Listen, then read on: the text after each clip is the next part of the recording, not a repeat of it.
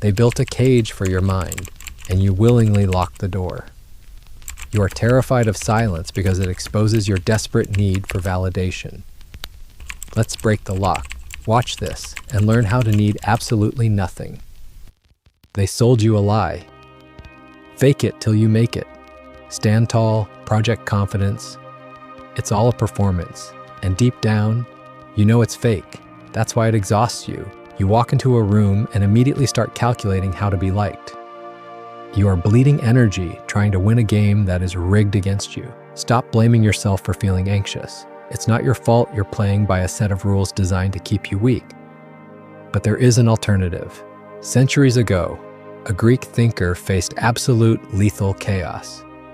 Yet he felt nothing, no fear, no need to impress. How did he hack his own survival instincts? He found a loophole in the human mind. Understand his method today, and you will permanently shut down the anxiety that is ruining your life. Think back, far back. There was a time, before the world got its claws into you, when you simply existed. You played, you observed, you lived. You didn't care who was watching. You didn't scan the room to see if your presence was validated. But then, somewhere along the line, a fracture happened. You learned to trade your raw, natural autonomy for a cheap hit of validation, a smile, a nod, a good job. That was the exact moment the parasite got in. You surrendered the keys to your internal kingdom to strangers. Enter Pyrrho of Elis, a Greek philosopher who traveled with Alexander the Great. Pyrrho didn't just understand the trap of validation, he completely dismantled it. When the crowds gathered to praise him, to shower him with the applause we all secretly crave, he didn't smile, he didn't bow.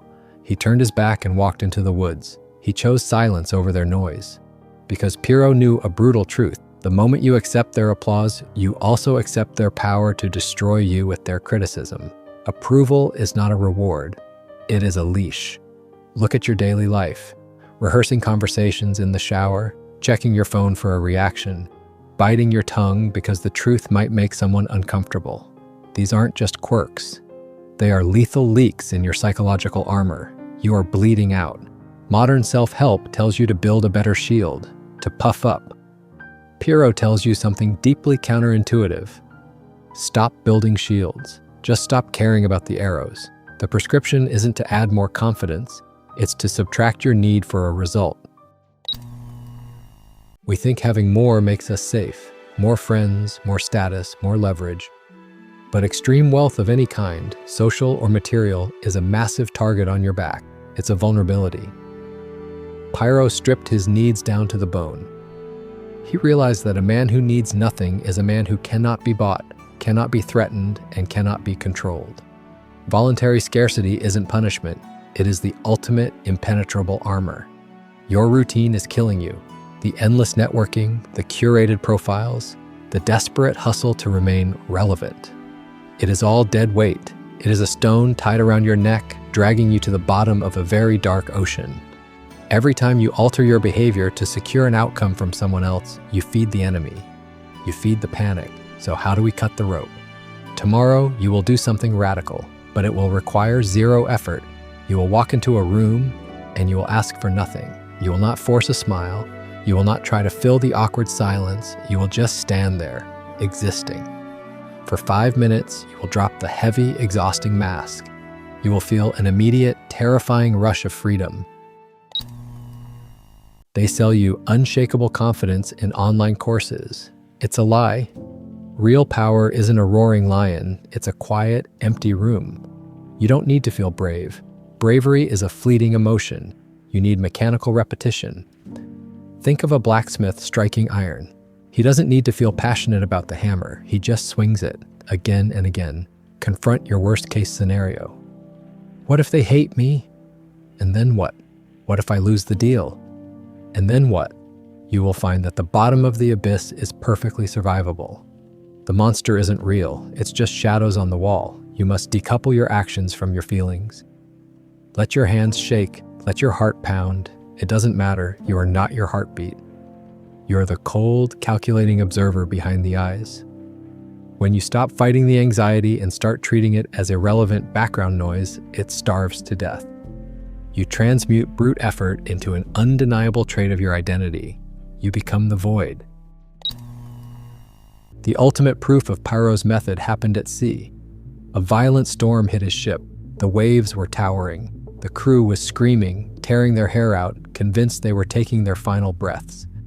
Chaos, death was knocking. And where was Pyro? He was sitting calmly, pointing at a little pig on the deck that was quietly eating its food. Pyro looked at the panicking men and said, "The wise man must remain in such a state of freedom from disturbance." Ataraxia. The storm was raging, but Pyro didn't try to control the ocean. He simply refused to let the ocean enter his mind. That is your ultimate weakness. You are constantly trying to control the storm. You attach your internal peace to external metrics: the promotion, the text back, the approval of the crowd. Cut the umbilical cord. If you win, fine. If you lose, fine. The result is none of your business.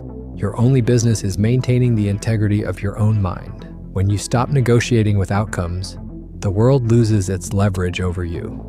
This is the dark secret of true dominance. It doesn't come from aggressive motion. It comes from inertia. Dead, absolute calm. When you are the only one in the room who doesn't need the oxygen they are selling, you suffocate their ego. And the beautiful part? Master this emotional sovereignty in one area, say, a hostile boardroom, and it bleeds into everything. Your relationships, your fears, your entire reality shifts. I know what you're thinking. I can't just turn it off. My brain won't stop. You are chronically tense. You sleep with your jaw clenched. But I'm not asking you to stop moving. I'm asking you to find the dead center of the hurricane. You can work, you can speak, you can fight, but inside the engine is completely silent. Rest within the movement.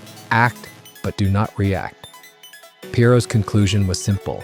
We suffer because we judge things as good or bad. Suspend that judgment and the suffering evaporates. Society wants you to buy their fake antidotes. The meditation apps, the luxury retreats, the endless therapy sessions analyzing a past you cannot change. They are temporary painkillers for a broken bone. They keep you dependent.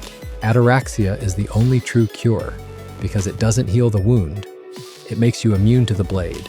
So here's the line in the sand. Stop begging for permission to exist. Stop performing for audiences that do not care about you. Stop trying to control the uncontrollable. Start stripping away the heavy armor of your ego. Become light. Become nothing. If you can master the art of needing absolutely nothing from the environment you walk into, you become a ghost, and you cannot kill a ghost. The anxiety that keeps you awake isn't a disease, it is a symptom of your attachments. We traded our ancient sovereignty for a handful of modern applause. But you have the blueprint now, the power dynamic is flipped. Remember the storm, remember the pig.